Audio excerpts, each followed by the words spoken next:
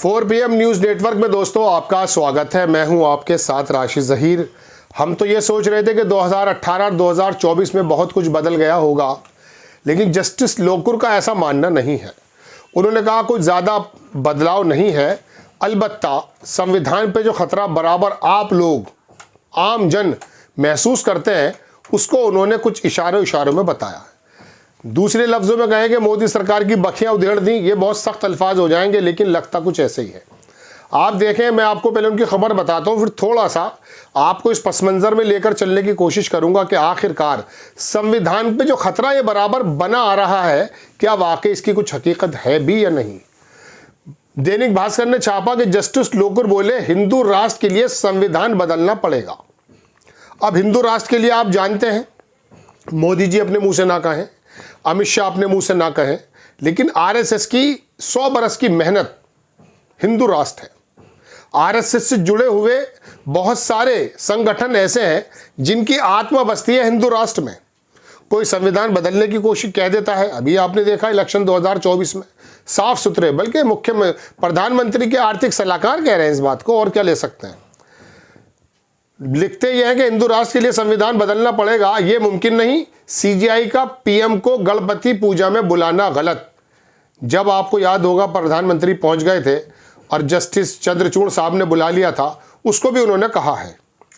आप देखें 2018 में लिखता अखबार के 2018 में हमने तब के सीजीआई को पत्र भी लिखा था कि 7 साल बाद भी चुनौतियां वही हैं, आज भी न्यायपालिका की आज़ादी खतरे में है। मास्टर ऑफ रोस्टर का मुद्दा जस का तस है। सेकुलरिज्म संविधान का बुनियादी ढांचा है, ये नहीं बदला जा सकता। बाकी जिसको जो कहना है वो कहने को आज़ाद है। कोई कह सकता है ये हिंदू राष्ट्र है, कोई कह सकता है कि प्रधानमंत्री वास्तव में प्रेसिडेंट है, कहने में क्या है। आगे अखबार लिखता है कि ये कहना है सुप्रीम कोर्ट के रिटायर्ड जस्टिस मदन भीमराव लोकुर का, जिन्होंने हाल ही में यूएन इंटरनल जस्टिस काउंसिल का चेयरमैन चुना गया है। वो 2028 तक इस पद पर रहेंगे। किसके? UN internal justice council of chairman का चुना गया। लोकुर फिजी की सुप्रीम कोर्ट में पहले भारतीय जज भी रह चुके हैं, लेकिन भास्कर से खास बातचीत में उन्होंने भारत की मौजूदा न्यायपालिका और उससे जुड़े मुद्दों पर बात की। सवाल किया गया कि आपने 2018 में लोकतंत्र और न्यायिक स्वतंत्रता के जो चिंता जताई थी, क्या कुछ बदला गया है? जवाब, कुछ खास नहीं बदला। हमने मास्टर ऑफ द रोस्टर का मुद्दा उठाया था। इसमें सीजीआई के पास किसी भी जज को कोई केस सौंपने की शक्ति होती है। वो समस्या आज भी है। सीजीआई कोई भी केस किसी भी जज को दे सकते हैं, लेकिन होता नहीं है। अगर किसी बेंच के सामने केस भी आ जाए तो उसे बाद में किसी खास जज या बेंच को ट्रांसफर कर दिया जाता है। मैं अपनी इस बात को यहाँ रोक करके आपको भी थोड़े दिन पहले की बात याद दिलाता हूँ। केस का नाम मैं लूँगा नहीं, जज का नाम भी नहीं लूँगा, लेकिन अभी हफ्ते 10 दिन पहले आपने देखा होगा सीजीआई ने अपने सामने से कोई मुद्दा, कोई सवाल, कोई केस हटा करके दूसरी बेंच को दे दिया। उस बेंच वालों ने भी सुनने से इनकार कर दिया तारीख पर तारीख। हो यह रहा है कि वो इम्पॉर्टेंट मुद्दा सीजीआई के समक्ष आने के बावजूद भी, दूसरी बेंच के समक्ष आने के बावजूद भी कुछ सुनने को तैयार नहीं है। आप अगर कहें चुनाव आयोग के बारे में जितनी बातें हैं उनको सुनने में परेशानी होती है।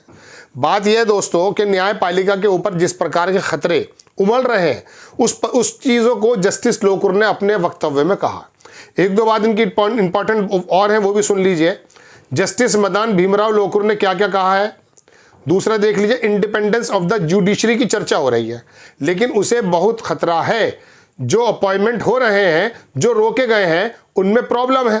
खासकर ज़्यादातर जो रोके गए हैं उनमें भारत सरकार उन्हें अपॉइंट क्यों नहीं कर रही है, उसकी वजह हमें नहीं पता। फाइलें दफ्तरों में पड़ी हैं, किसी को नहीं पता कब होंगी। सवाल किया गया कि कोई ऐसा उदाहरण दीजिए। जवाब में सौरभ कंवरपाल का नाम सुना होगा।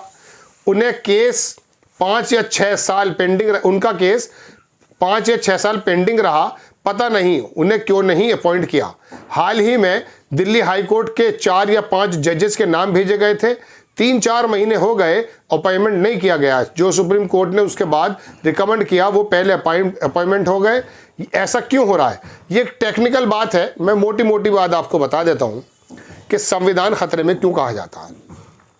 आपको याद होगा दोस्तों कि सीजीआई को चुनने के लिए जो चुनाव आयुक्त तो चुनने के लिए चुनाव आयुक्त होता है, विपक्ष का नेता होता है, प्रधानमंत्री हुआ करते थे, जस्टिस सीजेआई हुआ करते थे। सीजेआई को हटा करके प्रधानमंत्री जी ने एक ऐसी व्यवस्था बना दी पिछले दिनों कि उन्हीं की एक कैबिनेट का एक सीनियर मिनिस्टर उसमें होगा। अब सीजेआई को जब हटा दिया गया है चुनने के लिए, चाहे वो चुनाव आयुक्त हो चाहे वो दूसरे बंदे हो, जब सीजेआई का नाम हटा दिया जाता है बहुत सारी समितियों से, तो आप अंदाज़ा कीजिए कि प्रधानमंत्री और उनका जो कैबिनेट मिनिस्टर है, क्या वो ऐसा फैसला दे सकते हैं जो कि सत्ता के खिलाफ हो, प्रधानमंत्री के खिलाफ हो। बहुत सारे फैसले, ऊपर से हमारे उपराष्ट्रपति धनखड़ साहब का आपको रात दिन बयानात नज़र आते हैं कि ये कॉलेजियम के बारे में वो बराबर कटाक्ष पिछले दिनों कर रहे थे। सुप्रीम कोर्ट और गोया के उपसभापति जगदीप धनखड़ साहब आमने सामने आ गए थे। ये स्थितियां बनी हुई हैं। आपको तो सिर्फ मोटी मोटी परेशानियां नजर आती है कि नीतीश कुमार पलटी मार रहे हैं या नहीं मार रहे, लेकिन देश के अंदर जो संविधान के ऊपर खतरा बना हुआ है, राहुल गांधी संविधान की किताब लेके 2024 के इलेक्शनों में जो घूमने लगे थे, उसकी मालूम है वजह क्या थी? उसकी वजह यही थी कि आपके और मेरे और आम जन के हिस्से में अगर कोई कुछ आता है तो संविधान की वो धाराएं आती हैं जिससे ये महसूस होता है कि हम लोग मजबूत हैं। अगर उस संविधान को हटाने के बाद उत्तर प्रदेश के मेरठ का सांसद करता है चुनाव के दौरान, या अयोध्या का जो भारतीय जनता पार्टी का कैंडिडेट है वो करता है, और बार बार कहा जाता है कि संविधान को चेंज कर दिया जाएगा, चेंजेस कर दिए जाएंगे, तो ऐसी सूरत में ये खतरा बराबर जस्टिस लोकुर का नहीं, आम आदमी का भी बना हुआ होना चाहिए कि संविधान के ऊपर इनकी नजरें क्यों हैं। आरएसएस संविधान के बारे में क्या राय रखता है अभी आपको मालूम है। मनुस्मृति के बारे में भी पिछले दिनों राय ये आई कि हमारा पुराना विधान तो मनुस्मृति है। अब जब संविधान के मद्देनजर आप मनुस्मृति को रखना चाहते हैं तो फिर अंदाजा क्या होगा कि संविधान के प्रति वो विश्वास जो शपथ लेते टाइम इन लोगों ने जाहिर किया था वो नजर नहीं आता है। जस्टिस लोकुर की यही परेशानियां अभी तक बनी हुई हैं। बड़ा लंबा वक्तव्य है, पूरा पढ़ने से फायदा नहीं है। लब्बल लुआब यह है दोस्तों कि उन्होंने कहा 2018 और 2024 इस बीच में कोई बड़ा चेंजेस हुए नहीं हैं, और 2018 में जो इनकी मांगे थी, जो इनकी शिकायतें थीं, यानी कि 2014 से अगर कहें 2012 से अगर कहें 6-7 साल का समय हो गया, वो शिकायतें भी आज भी जस की तस हैं। अदालतें खाली पड़ी हैं, जजेस नहीं हैं, लेकिन उसके बावजूद भी किस प्रकार के मेंटेलिटी के जज आ रहे हैं कि कलकत्ता के अंदर एक बंदा रिटायरमेंट लेकर के कहता कि मैं 35 बरस से आरएसएस का सोच रखता हूँ।